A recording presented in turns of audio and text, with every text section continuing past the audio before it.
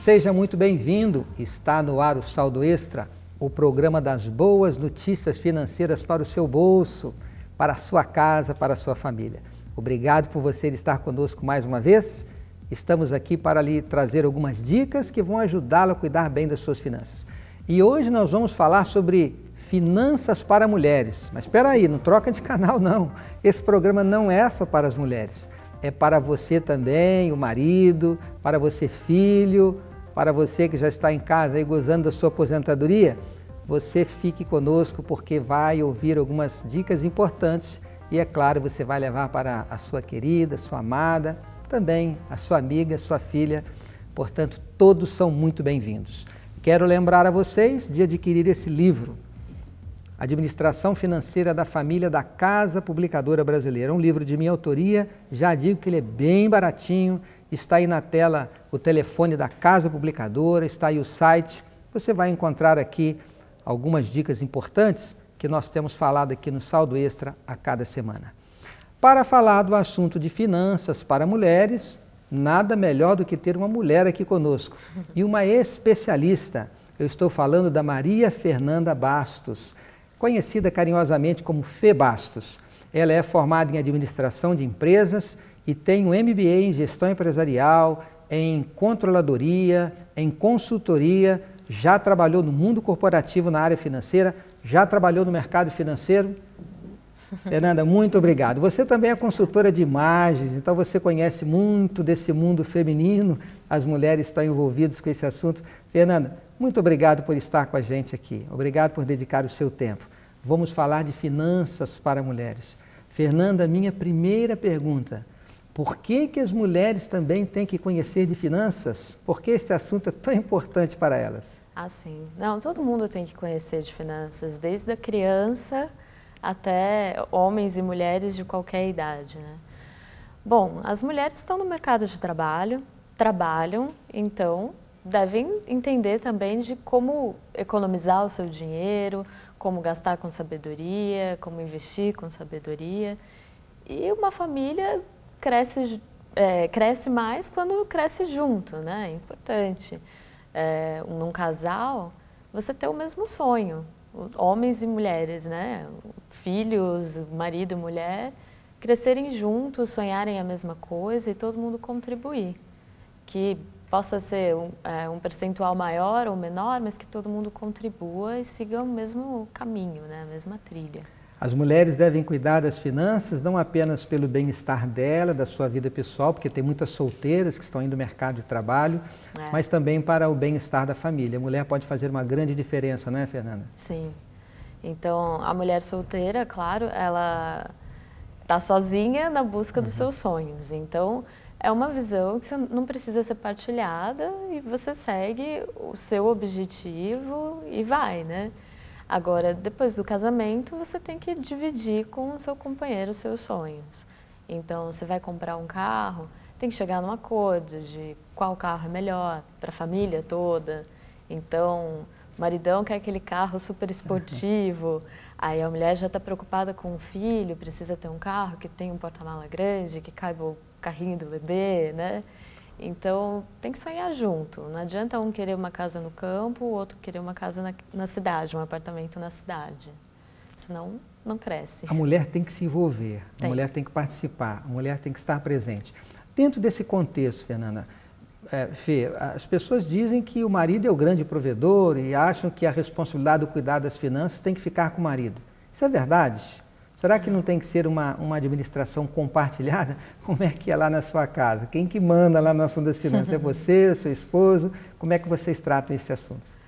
Lá a gente tem perfis bem diferentes por conta da nossa educação, né? Então, são duas pessoas que vieram de mundos diferentes, né? Educações diferentes. Então, meu pai, funcionário público, sempre me ensinou a guardar uma parte do meu dinheiro. O pai dele, comerciante, então você nunca sabe quanto que você vai tirar aquele mês. Eles já tinham um perfil de, a gente gasta o quanto der nesse mês. Então, quando a gente casou, teve um conflito até a gente se ajustar e falar, não, a gente tem que programar, todo mês a gente vai ganhar tanto, quanto que a gente vai guardar, o que está separado para os gastos mensais, né? comida, água, luz, telefone, internet, o que a gente pode ter de confortos, né, no dia a dia e quanto a gente vai guardar, para quê. Então, lá em casa é bem partilhado, mas eu sou mais, é engraçado, né, mas eu sou a que seguro mais.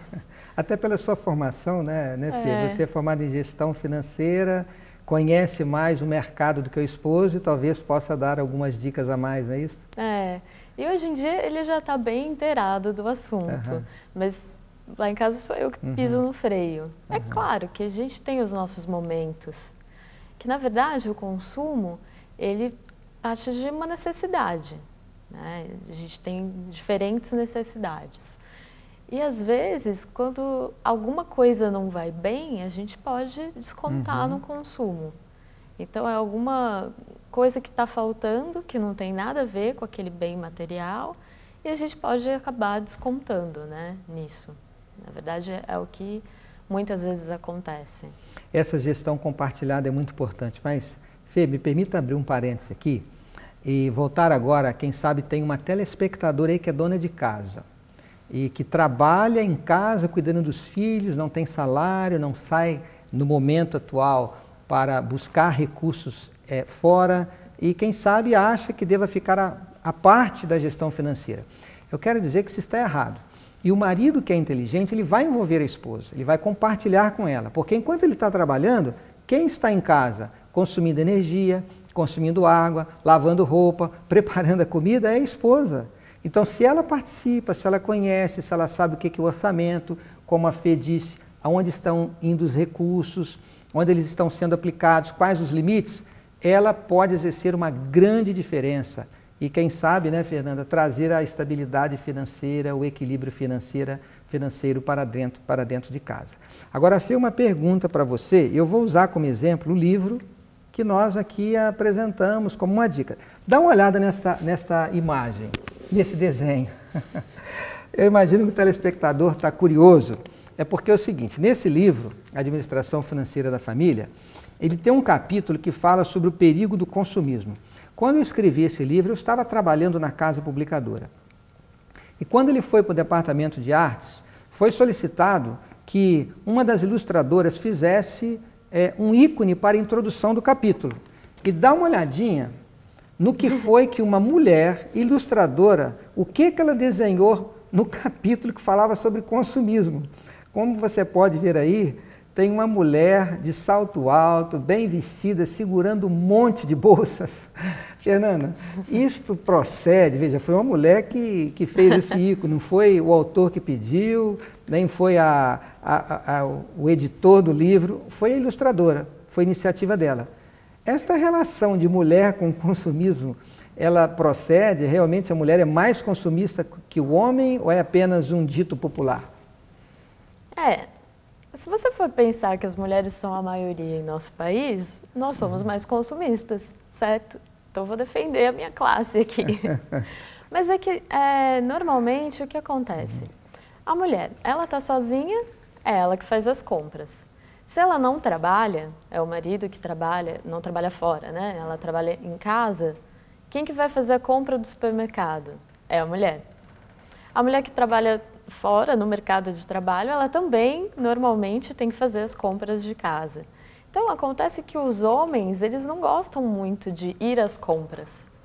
Então, é um comportamento que fica para as mulheres. Então, elas compram roupa para os homens, sapato para os homens, alimento para a família, para ela, roupa e sapato para ela. Então, a gente consome mais. Agora, Fê, vamos falar um pouquinho sobre hábitos de consumo, porque a mulher às vezes cria alguns hábitos que para o homem pode parecer um pouquinho, esses hábitos serem um pouquinho estranhos. Vou citar o que aconteceu ontem em casa. Nós estávamos saindo e a minha esposa colocou um sapato novo. E eu só fiquei sabendo que era um sapato novo porque ela me falou, porque para mim era igual aos outros tantos que ela tem em casa.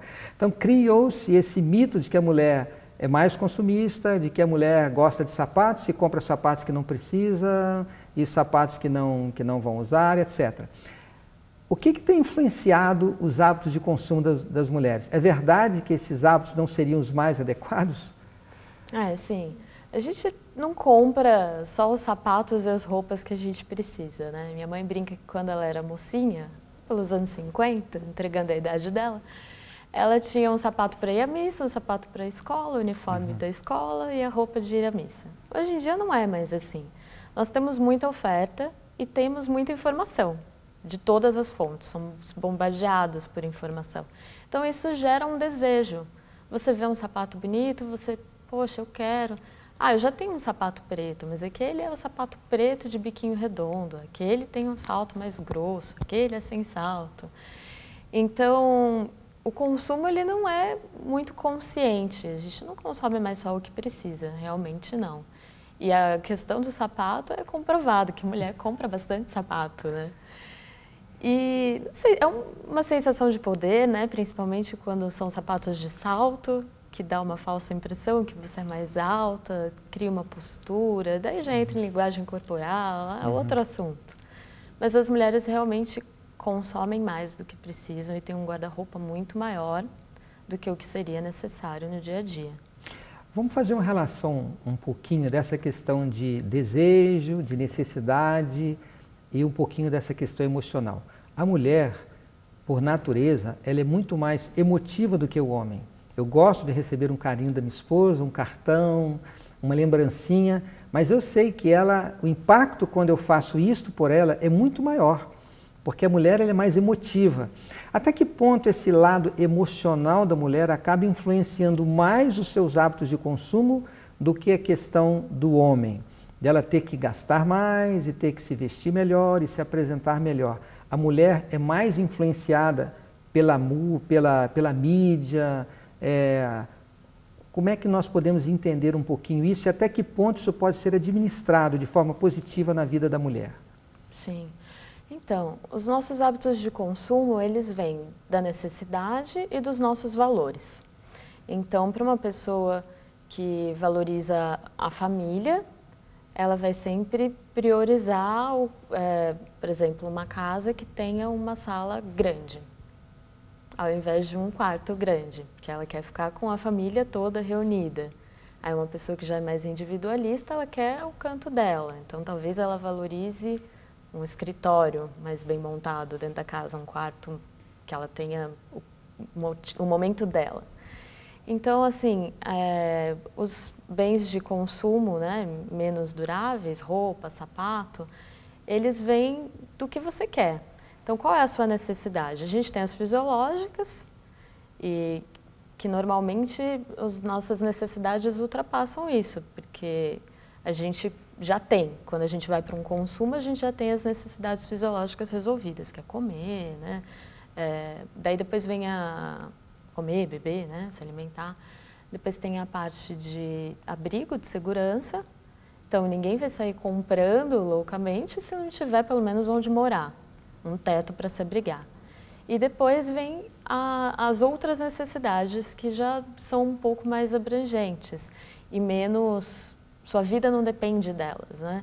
Então é de querer ser aceito, de ter autoestima, de pertencer a um grupo. Então as pessoas têm muitas vezes necessidade de parecer importante, de fazer parte. Então a maioria do consumidor brasileiro, ele compra para pertencer. Então, assim, ele compra o que todo mundo compra. Essa é a maioria, não estou falando que não tem outros perfis. Tem aquele perfil que gosta de comprar o que ninguém tem, que já é inovador, mas a grande maioria está ali. O que está todo mundo usando? Então, a mulher vai ver. Todas as mulheres agora estão usando uma calça estampada. Eu quero uma calça estampada.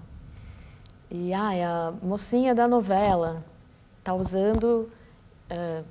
2 cintos, está usando a calça pantalona, está usando uma camisa de cetim, então eu quero também, porque eu admiro aquele personagem.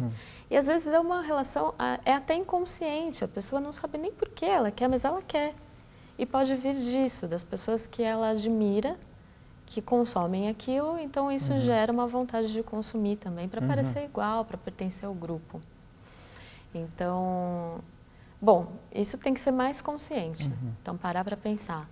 Por que eu quero? Que uso vai ter? Eu preciso? Se eu comprar isso, eu vou deixar de comprar o quê? Então, assim, se eu comprar mais uma calça, mais um sapato, será que daí eu não vou, de repente, prejudicar a minha viagem de férias com a família? Será que daí eu vou poder ter aquele carro que eu queria, que caiba tudo e todos? Então, começar a pensar se o que você quer, a necessidade que é só sua, não vai prejudicar uma necessidade maior, seja de uma família ou mesmo de uma pessoa que vive sozinha, que queira, de repente, um sonho maior. Então, esses pequenos gastos que a gente não pensa muito no dia a dia, acabam prejudicando sonhos maiores. E aí o conselho, né, Fê, é não comprar por impulso. Não. Quer dizer, a mulher ela deve parar e pensar, como mulher, eu preciso, é uma necessidade ou é só um desejo? Isto vai ser útil para a minha vida ou não? Se eu deixar de gastar e usar esse recurso para reforçar a minha economia, para o meu planejamento, para a minha família, eu acho que o assunto é por aí, né, Fê? É parar para pensar, não comprar por impulso, não deixar que as emoções superem a razão na hora de gastar. Comprar mais racionalmente, né? Mais racionalmente. As roupas e os sapatos, eles podem se combinar entre si. É um trabalho que eu faço na consultoria de imagem. E algumas peças gerarem várias possibilidades. Então, ao invés de comprar aquela peça que você vai usar uma única vez só com um sapato, então compra uma que você possa combinar com o que você já tem.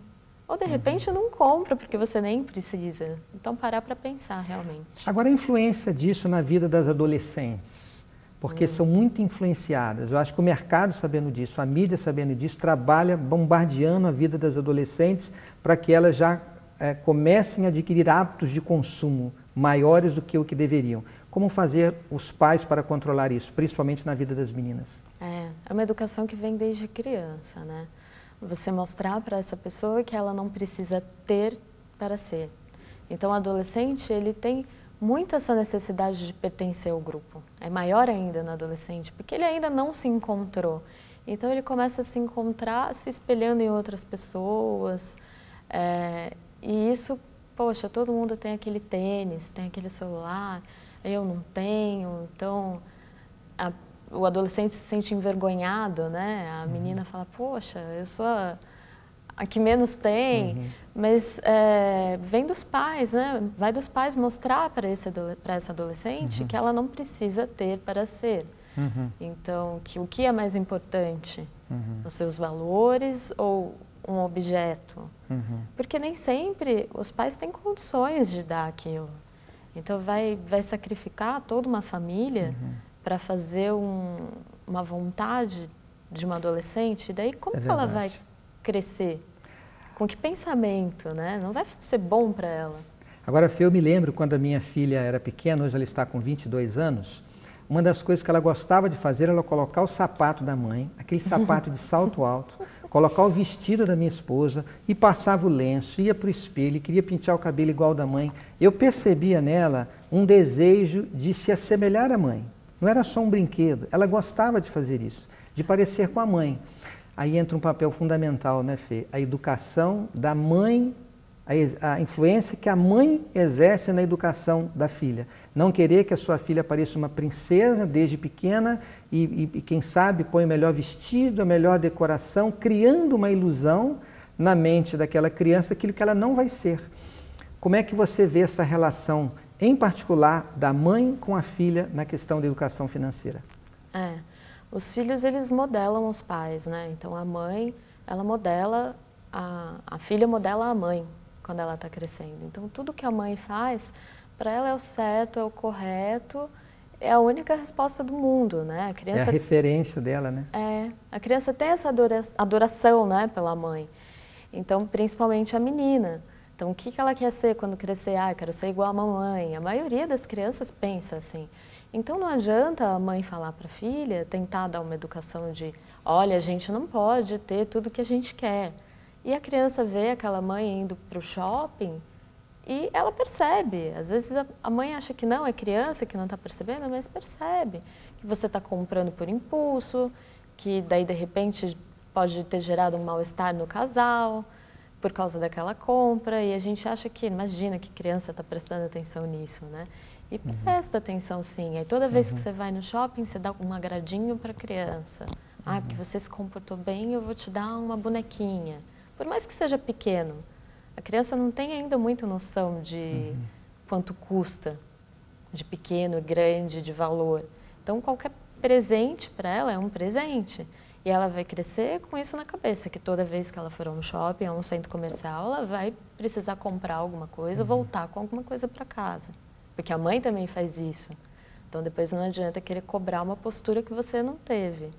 E a melhor maneira de educar é através do exemplo, né, Fê? Sempre. Fê, muito obrigado pela sua participação. Este assunto, teríamos muito mais que falar, sim, mas o nosso tempo acabou e eu espero poder tê-la conosco aqui em outras oportunidades. Obrigada. Nós estamos nesta semana celebrando a Semana da Mulher. Começamos aí com o Dia Internacional da Mulher. E o Saldo Extra não esqueceu de vocês, das mulheres que nos acompanham, desejar que Deus as abençoe grandemente. Eu quero ler aqui um texto da Bíblia para vocês. Eu acho esta uma das mais lindas passagens da Bíblia. Está no último dos capítulos do livro de Provérbios, a segunda parte, que fala sobre a mulher virtuosa. Eu gostaria de, ao fazer essa homenagem para vocês, mulheres, ler alguns versos desse lindo capítulo da Palavra de Deus e que você se encontre aqui nessas palavras como uma mulher virtuosa.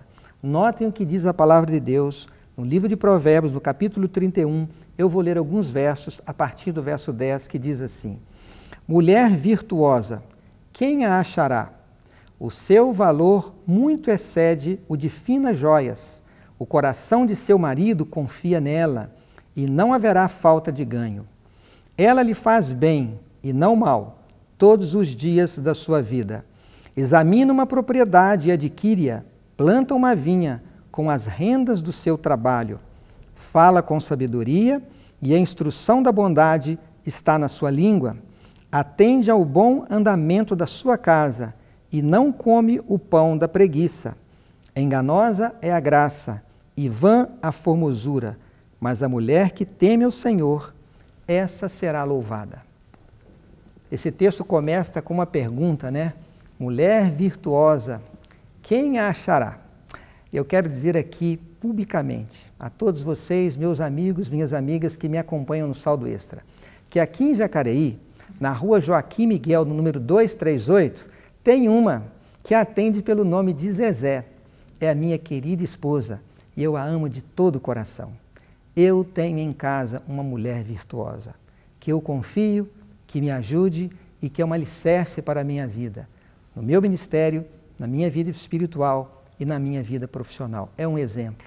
Você pode ser essa mulher, sim, mas para que você desenvolva todas essas virtudes lindas e maravilhosas descritas aqui pelo sábio Salomão, você precisa viver aquilo que ele disse no verso 30, quando ele diz assim: enganosa é a graça e vã a formosura, mas a mulher que teme ao Senhor, esta será louvada. Tema ao Senhor, busque a sabedoria que vem dos céus, ore a Deus, coloque-se nas mãos dele e ele fará de você também uma mulher virtuosa. Esta é a nossa oração por você nesta semana especial. Que Deus lhe abençoe grandemente e que você esteja aqui sempre ao nosso lado e será uma honra e um prazer ter a sua companhia. Um grande abraço, que Deus lhe abençoe.